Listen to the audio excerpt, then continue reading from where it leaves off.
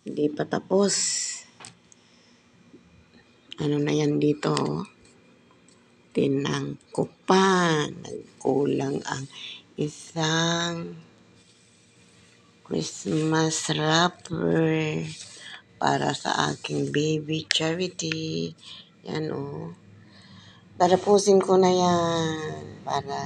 Dalawa na ang aking nagawa. Okay? Paano tatakpan? I have here a triangle na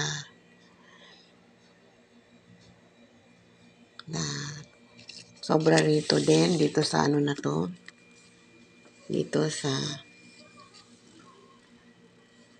this one. Lagay, sobra to na square. Tinapalikod dyan. So, tatapalin ko na rin din dito. Like that.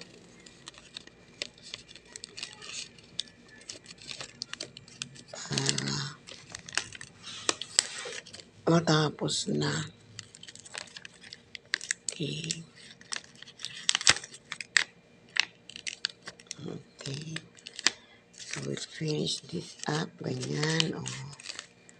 Para okay na. Tapos na siya, diba?